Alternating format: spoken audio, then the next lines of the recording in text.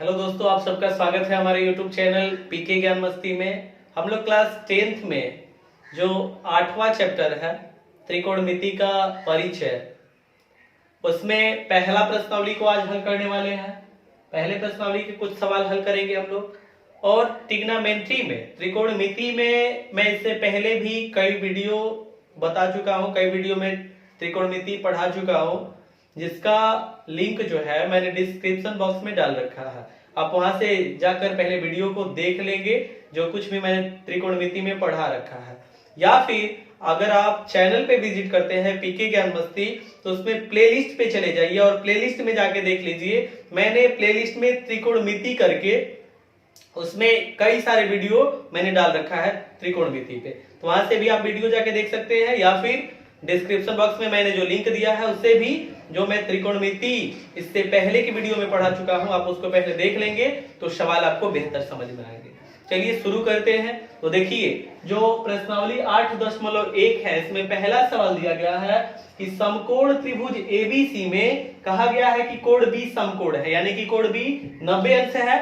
और कहा गया कि एबी की लंबाई जो है 24 सेंटीमीटर है और बीसी की लंबाई 7 सेंटीमीटर है। तो कहा गया कि sign A cos A sign C cos सी इनके मान ज्ञात कीजिए। कैसे मान ज्ञात करेंगे, बिल्कुल ध्यान से समझिएगा। यहां मैं आपको समझा रहा हूं, यहां समझिए।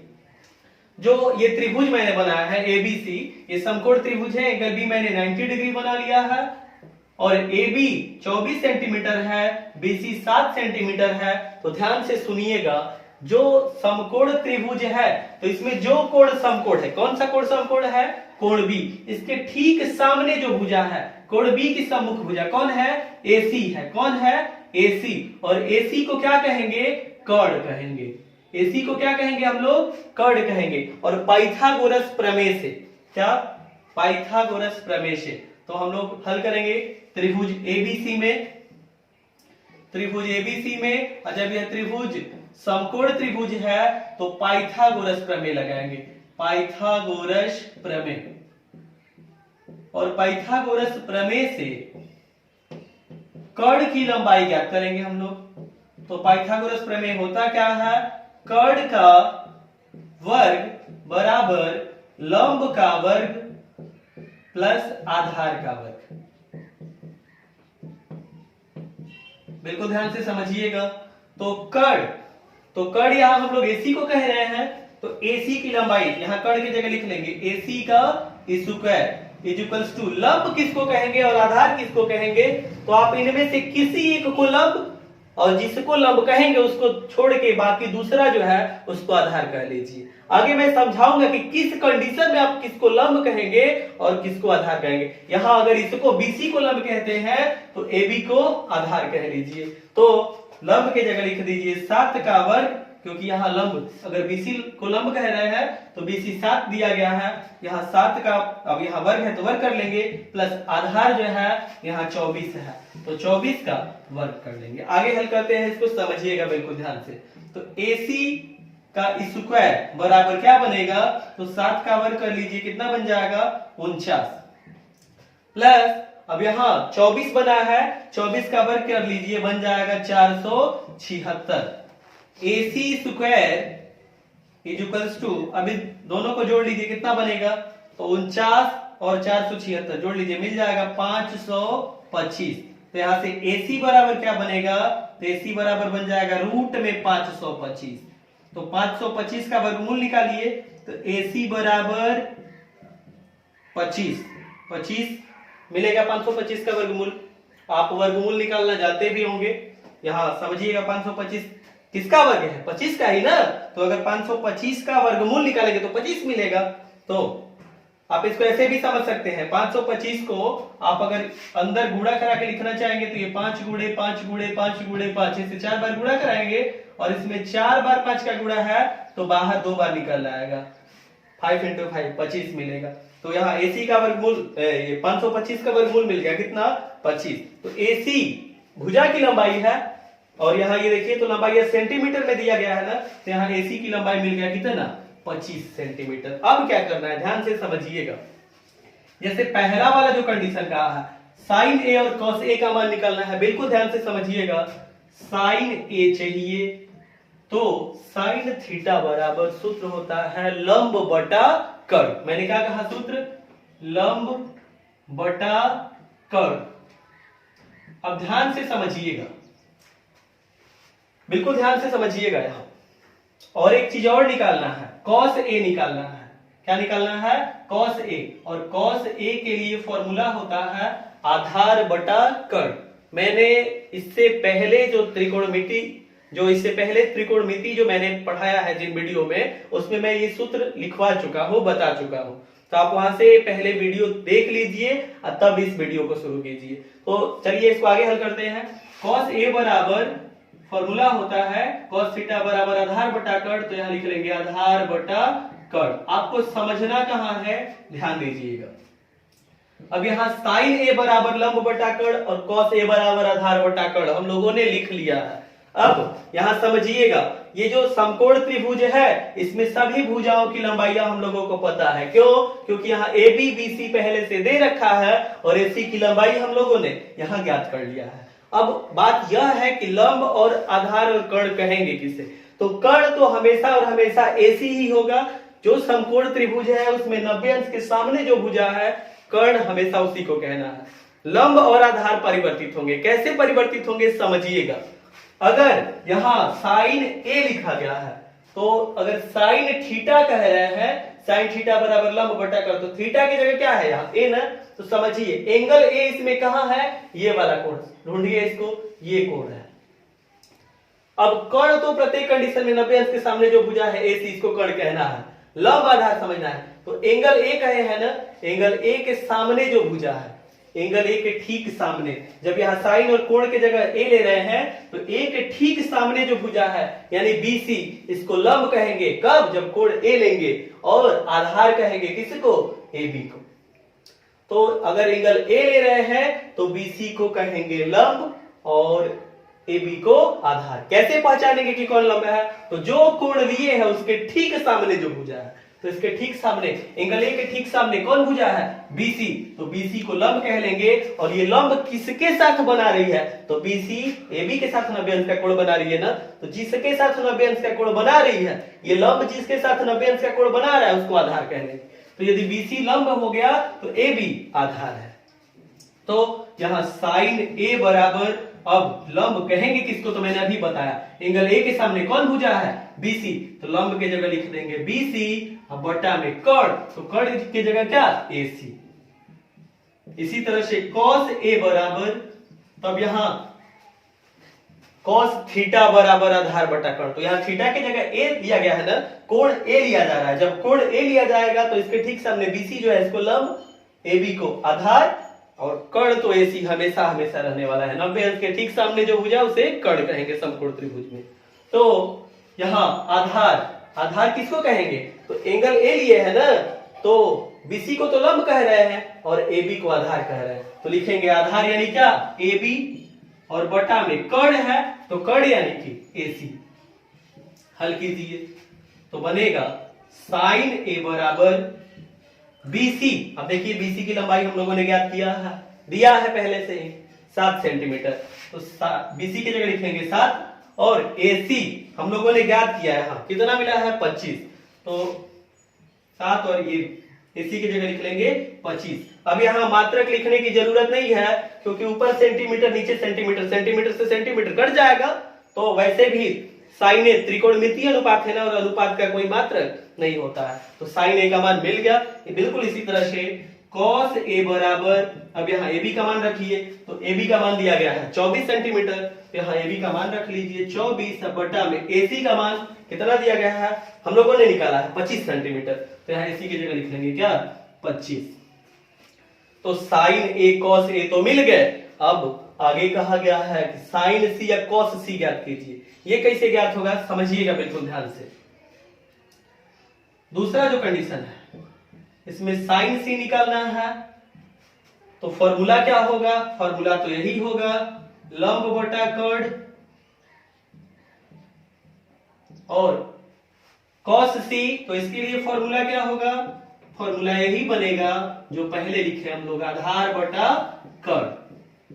समझिएगा। अब कैसे ज्ञात करेंगे, ध्यान दीजिए, साइन सी बराबर, अब लंब किसको कहेंगे हम लोग, आधार किसको कहेंगे, क्योंकि कर्ण तो 90 अंश के जो सामने है कर्ण उसी को कहना है। अब समझिएगा, यहां कोण की जगह सी लिया गया है ना, अब कोण की जगह सी, अब ये वाला नहीं लिया गया है, ये वाला कोण लिया जा रहा है। तो इससे पहले जो मैंने बताया आपको बिल्कुल उसी तरह से चलना है। कोण जब सी लिए है तो इसके ठीक सामने देखिए कौन सी भुजा है, तो कोण सी के ठीक सामने भुजा है ए बी, तो जब कोण सी लेंगे तो इसके ठीक सामने जो भुजा ए बी आ रही है इसको लंब कह लेंगे। अब यदि ए बी को लंब कह रहे हैं तो ये किसके साथ 90 अंश का कोण बना रही है, बीसी के साथ ना, तो बीसी को आधार कह लेंगे। यानी कि जब लेंगे कोण सी तो कोण सी के सामने ठीक देखिए कौन भुजा है, ए बी, कोण सी के सामने भुजा ए बी, तो इसके ठीक सामने जो भुजा है उसको लंब कह दीजिए, जिसके साथ 90 अंश का कोण बना रही है उसको आधार। तो बिल्कुल ध्यान से समझिएगा, जब भी कोण दिया गया है तो जो कोण दिया जा रहा है उसके ठीक सामने, समकोण त्रिभुज में जो कोण दिया जा रहा है उसके ठीक सामने जो भुजा आ रही है उसको लंब कहिए, और वह जिसके साथ 90 अंश का कोण बना रही है कौन भुजा, लंब, उसे आधार कहिए। तो यहां समझिएगा, जब कोण सी लिए तो इसके ठीक सामने ए बी आ रहा है, तो लंब की जगह लिखेंगे ए बी, और कर्ण तो वही रहने वाला है जो पहले है ए सी, और cos c, तो cos c बराबर आधार, तो अब आधार किसे कहेंगे, तो एंगल C के ठीक सामने जो भुजा है AB, इसको लंब कह दिए, तो ये किसके साथ 90 अंश का कोण बना रही है, BC के साथ है ना, तो BC को कहेंगे कि आधार है। तो BC की लंबाई, BC जो है इसको क्या कहेंगे, आधार कहेंगे। एंगल C के सामने भुजा AB को लंब, तो BC को आधार, तो आधार की जगह लिखेंगे क्या, BC बटा में कर्ण, तो कर्ण तो AC ही रहेगा। आगे हल करते हैं, समझिएगा बिल्कुल ध्यान से। तो साइन C बराबर AB, AB की लंबाई देखिए दिया गया है 24 बटा में AC की लंबाई देखिए, तो AC की लंबाई हम लोगों ने ज्ञात किया है 25, तो इस तरह से साइन C मिल गया। cos C बराबर, तो cos C बराबर BC, देखिए BC की लंबाई कितना है, 7 सेंटीमीटर है, तो BC की जगह लिख लेंगे 7 बटा में AC की लंबाई हम लोगों ने निकाला है 25 सेंटीमीटर बटा में 25, cos C भी मिल गया। तो हम लोगों से पूछा गया था sin A cos A निकालिए, हम लोगों ने यहाँ ज्ञात कर लिया है sin A cos A का मान। आगे कहा गया है कि sin C cos C निकालिए, हम लोगों ने sin C cos C ज्ञात कर लिया है। अब समझिएगा, आगे अगर कोई भी त्रिकोणमितीय अनुपात दिया जाता है, यहाँ sin A cos A दिया गया है, आगे कह दिया जाए कि sec A निकालिए, तो sec A का मान कैसे निकालेंगे, तो फॉर्मूला sec A बराबर क्या बनेगा, तो sec थीटा बराबर मैंने सूत्र आपको बता रखा है, कर्ण बटा आधार, कर्ण बटा आधार। और कर्ण अब किसको कहेंगे, तो AC को कर्ण कहेंगे, कोण तो A लिए हैं, कर्ण किसको कहेंगे, AC को। 90 अंश के ठीक सामने जो है समकोण त्रिभुज में 90 अंश के ठीक सामने जो भुजा है उसी को कर्ण कहना है, तो कर्ण तो ऐसी रहेगा, आधार किसको कहेंगे, तो एंगल ए लिए हैं तो इसके ठीक सामने जो भुजा है BC, इसको लंब, AB को आधार। अब ये बताइए कि AB पता है, आधार की लंबाई पता है ना, हम लोगों को पता है यहाँ। इसी तरह से कर्ण जो है AC, इसका मान कितना है हम लोगों ने निकाल लिया है, यानी कि अभी हम लोग ज्ञात कर चुके हैं, तो sec A कहा जाएगा, यह भी ज्ञात कर लेंगे। tan A कहा जाएगा, तो सूत्र याद चाहिए, tan थीटा बराबर लंब बटा आधार। अब चाहेंगे तो यहाँ से tan A भी ज्ञात कर लेंगे, cot A ज्ञात कर लेंगे, cosec A ज्ञात कर लेंगे। तो इस तरह से आप जो भी त्रिकोणमितीय अनुपात कहा जाएगा उसका मान ज्ञात कर लेंगे। कैसे, जैसे मैंने ये मान बताया है, इसको ध्यान में रखते हुए। तो ये पहला सवाल हल हुआ। आगे देखते हैं जो दूसरा सवाल दिया गया है। देखिए आगे जो दूसरा सवाल दिया गया है, इसमें एक त्रिभुज PQR दिया गया है और कहा गया कि इसमें PQ की लंबाई 12 सेंटीमीटर है, PR की लंबाई 13 सेंटीमीटर है, और इस त्रिभुज PQR में जो कोण Q है वह 90 अंश है। तो कहा गया कि tan P minus cot R, इसका मान ज्ञात कीजिए। कैसे हल करेंगे समझिएगा बिल्कुल ध्यान से। समकोण त्रिभुज है ना, तो लिखेंगे हम लोग समकोण त्रिभुज PQR में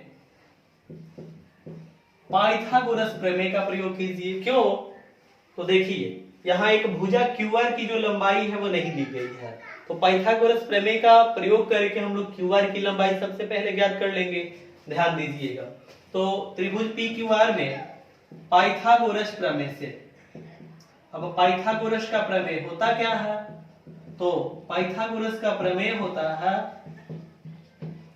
कर्ण का वर्ग बराबर लंब का वर्ग प्लस आधार का वर्ग। ध्यान से समझिएगा। अब कर्ण तो 90 अंश के ठीक सामने जो भुजा है, देखिए इसमें समकोण त्रिभुज जो पी क्यू आर है, इसमें 90 अंश के ठीक सामने भुजा पी आर है, इसको कर्ण कह लेंगे। ये कर्ण है, तो कर्ण की जगह लिख लेंगे हम लोग पी आर इसका स्क्वायर इक्वल्स टू, अब लंब किसको कहे और आधार किसको कहे? तो जब त्रिभुज पी क्यू आर में केवल हम लोगों को पहले क्यू आर की लंबाई निकालना है, तो आप यदि पी क्यू को लंब कहेंगे तो क्यू आर को आधार कह लेंगे, यदि क्यू आर को लंब कहेंगे तो पी क्यू को आधार कह लेंगे। तो किसी एक को लंब कह दीजिए और किसी एक को आधार। तो मैं कह दे रहा हूं पी क्यू जो है लंब है, तो लंब के जगह लिख दिए पी क्यू इसका स्क्वायर प्लस आधार, आधार यानी क्यू आर इसका स्क्वायर। हल करते हैं, समझिएगा। पी आर इसका मान दिया गया है कितना? 13 है, तो 13 का वर्ग बराबर पी क्यू, तो पी क्यू देखिए तो पी क्यू भी दिया गया है कितना? 12 का वर्ग प्लस क्यू आर यह ज्ञात करना है, ऐसे ही लिख लीजिए। तो जब आगे हल करेंगे हम लोग तो क्यू आर इक्वल्स टू बनेगा, ये 13 का वर्ग करेंगे कितना हो जाएगा? 169, और 12 का वर्ग करेंगे 144, ये इधर प्लस में है, इधर लाएंगे तो माइनस में बनेगा, यानी कि माइनस 144। हल करेंगे, अब यहां समझिएगा ये क्यू आर का स्क्वायर है ना, स्क्वायर लिखेंगे। आगे क्यू आर बराबर क्या बनेगा? तो समझिए रूट में आ जाएगा क्या? 169 माइनस 44, 144 कितना आएगा? 25 ना। तो एक काम करते हैं, चलिए पहले की स्टेप मैं लिख दे रहा हूं।